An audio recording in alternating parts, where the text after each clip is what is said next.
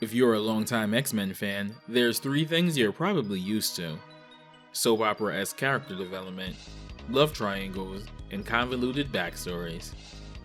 Elizabeth Braddock, usually nicknamed Betsy, is the twin sister of Jamie Braddock, also known as the original Captain Britain and a mutant with the power of telepathy.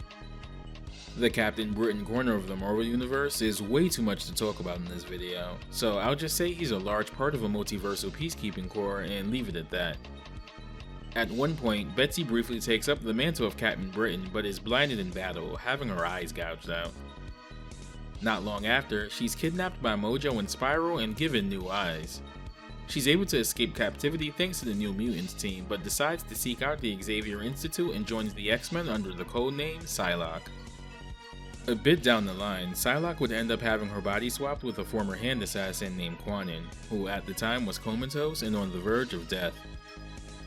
During this time, she was used as an assassin for the hand, focusing her power into a knife made of psionic energy, something that had become kind of a trademark for her. While she was freed from immediate danger and returned to the X-Men, she was forced to come to grips with having to live her life in another woman's body. Decades later, she'd finally get her original body back and take up the mantle of Captain Britain full-time, while Quanin, now a full-on ally of the X-Men, claimed the Psylocke codename. It's the era of X-Men comics where she was body swapped with Quanin that Psylocke's design is largely based on in the Versus games.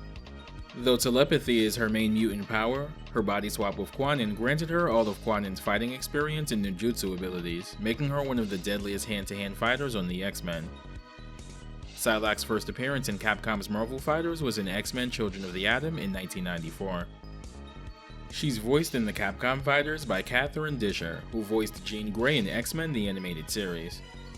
She'd also voiced Storm and Spiral in the Versus games, as well as Jill Valentine in Resident Evil 3 Nemesis and Marvel vs. Capcom 2. She was also the mom in Roly Poly Oly, if y'all remember that show. Psylocke, funnily enough, has technically only been playable in one Versus game, Marvel vs. Capcom 2. But since this series covers Children of the Atom and Marvel superheroes, we still have a fair amount of stuff to talk about. Let's begin. Psylocke is a perfect example of the glass cannon fighting game archetype. She has fantastic mobility and some scary normals with disjointed hitboxes.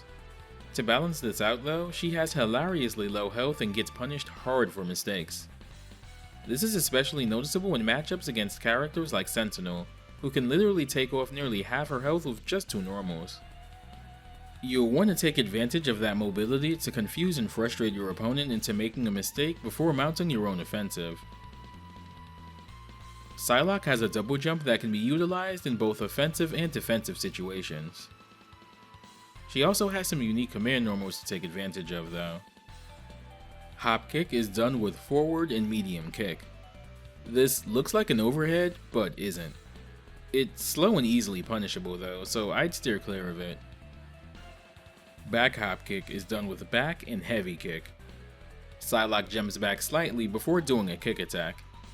This has some minor utility as a retreating normal close up. Not so much a command normal here as it is an extra utility, but Psylocke can also cancel her standing heavy kick into a small raw.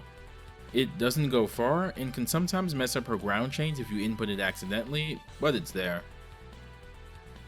Quarter circle forward in punch is Psy Blast, the button strength dictating the angle of the projectile. Light is at a 45-degree angle downwards. Medium is straight forward, and heavy is diagonally upwards. Combined with her double jump, Psylocke can use this as a runaway tool to stall and build meters somewhat safely. Psyblade is done with a quarter circle forward and kick. This is an anti-air special, though its effectiveness as one is up for debate. Psylocke can also somewhat control where the attack goes by pressing light, medium, and heavy kick, or heavy, medium, and light kick in sequence after doing the initial quarter circle forward motion. Ninjutsu is Psylocke's X-Power in this game. She conjures up some clones of herself, and pressing quarter circle back and attack will change which illusion is actually Psylocke. This switch isn't something visually noted, so the opponent has to be on their toes. Side Thrust is Psylocke's super in this game. She can go in all 8 directions if you hold a direction directly after doing the initial quarter circle forward motion. You can also do a follow-up attack in any direction as well by holding a direction and pressing attack right after the first thrust ends. The pose she takes during the super may be inspired by this panel from issue 7 of the 1991 Jim Lee X-Men relaunch. Psylocke can also damage enemies by taunting. It doesn't do much damage, but it is funny. Psylocke's stage is one of my personal favorites just on pure aesthetics alone, Moon Knight. Not to be confused with the character of the same name. This takes place on a moving mechanical platform in what seems to be a factory set in a city at night. As the platform moves throughout the factory, you see all kinds of piping, as well as pedestrian walkways presumably for factory workers, as well as a cat every now and then. This appears to be a 35-story building, as denoted by the floor sign markers in the background that appear as the lift ascends. Sometimes the lift will move to the side instead of upwards, allowing you to see a bit more on any given floor. There's a barrel near the edge of the level that can be destroyed if attacked. Once the platform rises to the roof, you get a good view of the nighttime cityscape along with what's probably the stage's namesake, a bright full moon. The stage select screen places the location of this city somewhere in China. At this point, the lift remains stationary for the duration of the match, the rest of which takes place on the rooftops. Given the structures on the roof here, my guess is that this building is specifically some kind of power substation, but I could be wrong. There's skyscrapers adorning the background, with the aviation lighting in particular glowing brightly. If you didn't already know, this kind of obstruction lighting is used specifically to alert aircraft of tall objects in their flight paths in cities so that collisions can be avoided, which is why they tend to be on tall buildings worldwide. The theme for this stage is personally one of my favorite fighting game compositions of all time, composed by Syun Nishigaki. Nishigaki is, along with Isao Abe, one of the major driving forces behind the soundboard for Capcom's CPS2 hardware. He was the main sound director for Super Street Fighter II, having composed Fei Long's theme, Akuma's theme in Super Turbo, and most notably, Cameos' theme, my personal favorite fighting game song of all time. One thing I've noticed with Nishigaki's stage compositions is that he had a penchant for incredibly melodic intros that really just pull the listener in from the very first second of the song.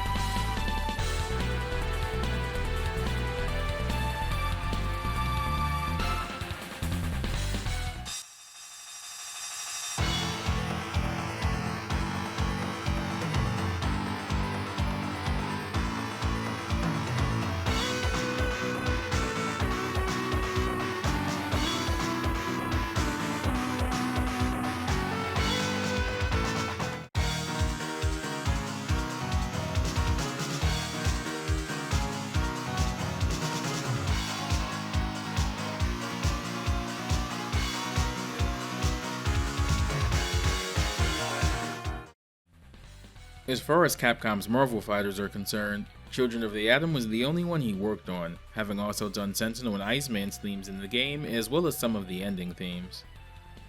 He did some songs for the first 2 Street Fighter Alpha games, as well as a good chunk of the arranged versions for the PS1 and Sega Saturn versions of Alpha 2. His last known music compositions for Capcom were a few songs in the original Resident Evil 2. Most notably the escape theme that plays when you're escaping the Umbrella Labs near the end of the game. Honestly, when I think of Children of the Atom, this song is the first to come to mind for me. Here are Psylocke's colors.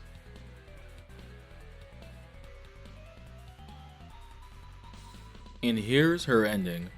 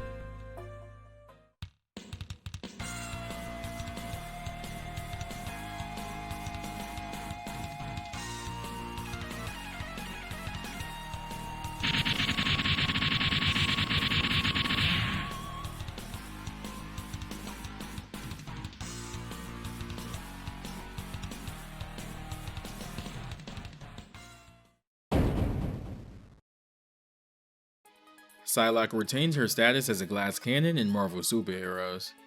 She isn't as busted as the rest of the cast, particularly Wolverine and Iron Man, but she still gets a few new things to mess around with here. Her character select and victory art in this game recreate a panel from issue 9 of the aforementioned Jim Lee X-Men run, which was a crossover featuring Ghost Rider. Psylocke can now triple jump as opposed to the double jump she had in Children of the Atom. She has a new aerial command normal, Flip Kick, done by holding up and heavy kick.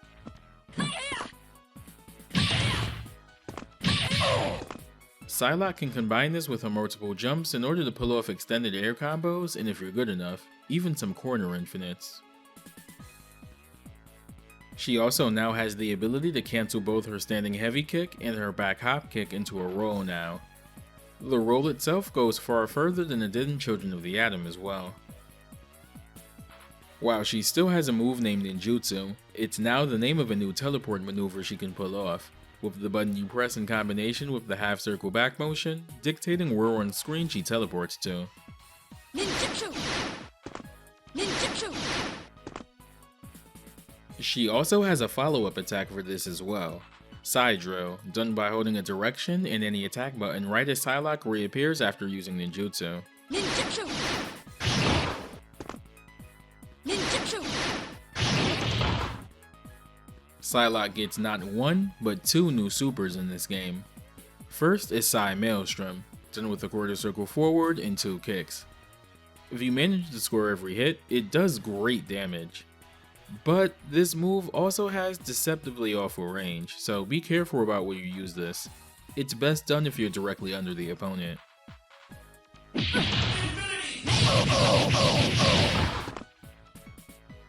Her second new super is Kocho Gakure. Butterfly-shaped bits of psionic energy swirl around Psylocke before fanning out, hitting the opponent multiple times. Marvelous! Infinity! Kocho Gakure! Psylocke's psychic energy tends to manifest in a butterfly shape in the comics. This sounds random, but it bears mentioning that the word for butterfly in soul in ancient Greek is psyche. There's also the matter of the tail of the winged Eros, or Cupid if you prefer the Roman naming, in Psyche. In this tale, Psyche was a mortal woman who was considered so beautiful, people would give her offerings instead of Aphrodite. Feeling enraged and slighted, Aphrodite would task her son Eros to use one of his love arrows to make Psyche fall in love with the ugliest, most vile being possible. However, Eros, in his carelessness, accidentally nicks himself with one of his arrows in Psyche's presence and falls deeply in love with her. I'm not quite sure if this was intentional and the 1990s X-Men editorial was aware of this mythology, or if it was just coincidence, which I'm leaning towards. But it's pretty funny that the most prominent romantic interest of Psylocke, a character with a butterfly motif, would end up being Warren Worthington, aka the founding X-Man Angel, a man with wings not unlike Eros. Psylocke has a special power-up with the Power Gem in particular, Triple Clone. This is somewhat similar to her ninjutsu power in Children of the Atom, but with some key differences. Power Gem!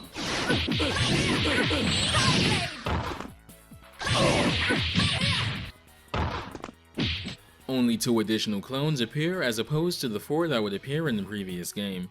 Because all clones have active hitboxes when attacking this time around, Psylocke no longer has the ability, or need really, to swap places with any of the illusions of herself. Psylocke's stage in Marvel superheroes takes place on top of a moving train in what appears to be a city at night in Japan. The train will occasionally pass through a short tunnel, where you can see some of the tunnel lights aren't in great shape, and some of the pillars seem to be in pretty rough condition. Surely, that has to break some kind of structural integrity code, right? The signs in the background aren't all clearly readable, but the ones that are advertise restaurants and roadside strip malls. There's also this panda balloon in the background carrying what looks to be a long strip of cloth advertising something. That's neat. It's hard to see what kind of train car the characters are standing on, but my understanding is that it's supposed to be a bullet train, something Japan is known for. Of the ones that would have been in active service when Marvel Superheroes was in development, My guess is that this was probably loosely inspired by either the Shinkansen Zero series fleet or the newer 300 series. The former entered passenger service in 1964, while the latter did so in 1992. The stage theme here was composed by Yuki Iwai, who I mentioned previously also composed Wolverine's theme for this game. This one's an upbeat, fast-tempo track like her Children of the Atom theme, but this one in particular seems to have a good amount of dance influence in it. There's also way more liberal use of orchestra hits to punctuate moments in the song compared to her Children of the Atom theme. Here are Psylocke's colors.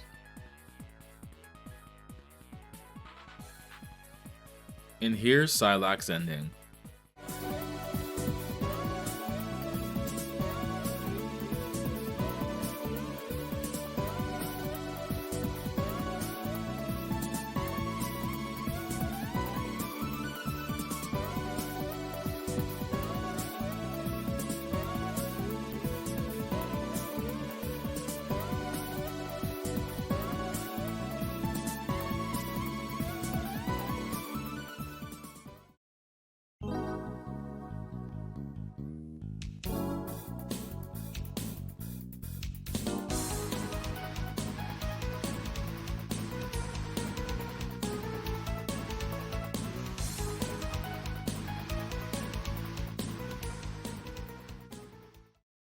As I mentioned earlier, Psylocke's backstory is a bit tricky.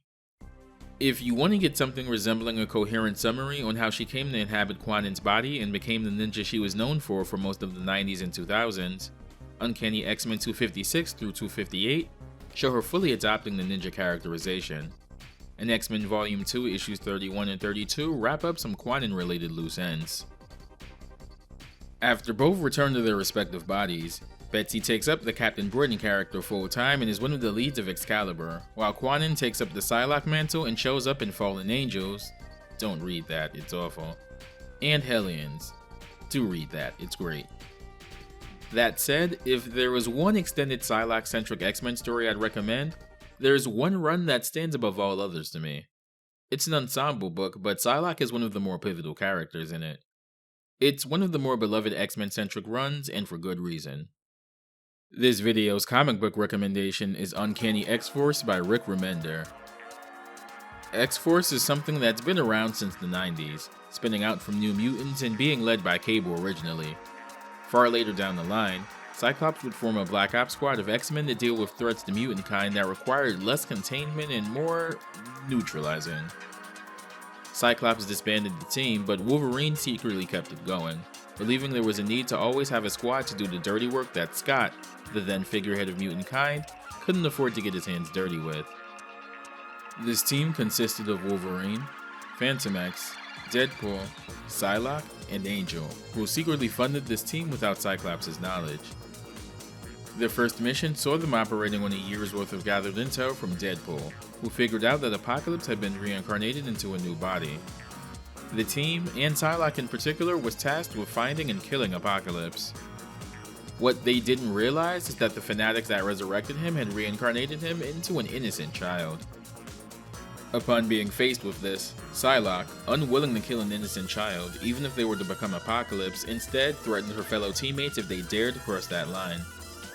The team seemed to mostly agree with that sentiment, at least until Phantom X steps in and shoots the child in the head, killing him. This incident kicks off a chain of events that ends up spiraling the team into some pretty dark places. Psylocke, who's resumed dating her old flame Angel, has been having him participate in psychic therapy exercises of a sort to help him keep his Archangel personality at bay, with both dreading what would happen to them both if he were to succumb to it. Things end up getting worse for the team and some pretty tough decisions have to be made all around, especially on Psylocke's part. It's an engaging, somewhat heartbreaking run, but features Psylocke at her absolute most badass, and some of her scenes with Warren are just fantastic. I should also mention the incredible covers done by artist Isad Ribic, and the phenomenal interior art by Jeromo Pena. Definitely give it a shot.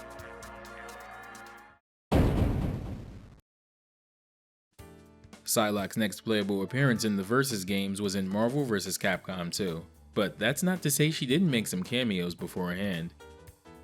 She's one of the characters captured by Apocalypse and trapped in the tubes in the background of his boss stage in X-Men vs. Street Fighter. She also appears in Cammy's ending there as well, saving her from a group of hand ninjas trying to recruit her. Given Psylocke's own history with the hand, it makes sense that she would intervene here. She also appears in Marvel vs. Capcom 1 as one of the assist characters.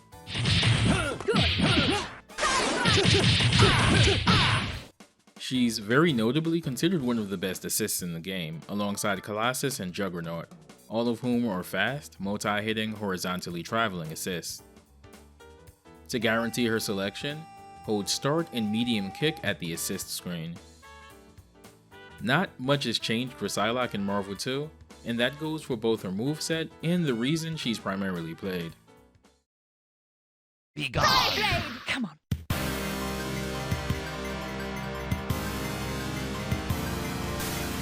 Assists in Marvel 2 are notable in that they're active on frame 0. So fast assists that cover a lot of space and have some invincibility tend to be the most favored ones. There's 3 characters altogether played almost exclusively for their assists: Captain Commando, Trombone, and Psylocke. Commando's Captain Corridor assist is arguably the best one in the game.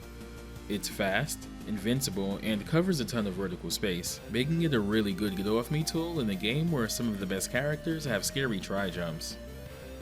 Trombone's projectile assist is one of a handful of attacks in the game that seems to do absurd damage, due to a bug affecting its damage scaling. On top of doing really good damage on its own, it essentially resets combo scaling. Psylocke's anti-air assist might honestly be the most versatile assist in Marvel 2. It shuts down jump-ins and aerial approaches, it can set up untechable OTGs, it can easily be comboed off of, and sets up practical infinites like Iron Man and War Machines. Hell, it might even do your taxes if you ask nicely enough. Even better, it has so much priority, it works incredibly well as a counter assist call, so if your opponent throws out a non-projectile assist to cover their approach, you can call Psylocke in to shut that down if you're quick enough. She's the glue behind MSP, short for Magneto, Storm, Psylocke, an all-in team focused on ultra-aggressive rushdown, popularized by IFC Yipes, who notably won EVO 2007 using this team. Because assists, and specifically Psylocke's anti-air assist, is so fast, combined with things like Magneto's crouching light kick, one of the single fastest normals in the game, you can reliably call her in and get the party started with your point character. The assist is a big enough threat that a common strategy to counter MSP is to snap her in and kill her as fast as possible. Sure, you still have Storm and Mags to contend with, but they at least don't have a top 3 assist backing them up. Thanks to DHCs being a thing, Psylocke also has a safe DHC option in Kochoga Kode, as long as she has the meter to burn. Psylocke's second assist is Psy Blast. Be gone! Be gone! Her third assist is also Psy Blast, but this one notably changes her Team Hyper combo to Psy Thrust. Wonderful. And here are all of Psylocke's colors. Her medium punch color seems to reference her pink outfit from when she first joined the X-Men.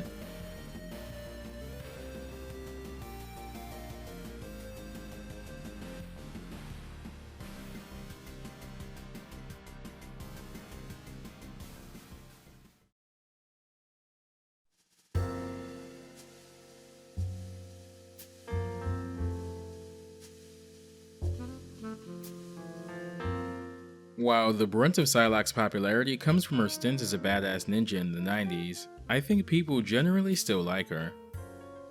Her depiction in the Versus games is, for my money, probably her most memorable outside of the comics themselves. She appeared in X-Men Mutant Academy 2 on PS1 and its sequel Next Dimension on PS2, GameCube, and Xbox. She also appeared as a playable character in X-Men Legends, as well as Ultimate Alliance 2 on certain platforms and Ultimate Alliance 3 on Switch. I don't think there's been any word if she'll pop up in X-Men 97 or not, but here's hoping. That's going to do it for this video. Thanks again for watching, take care, and I'll see you next video.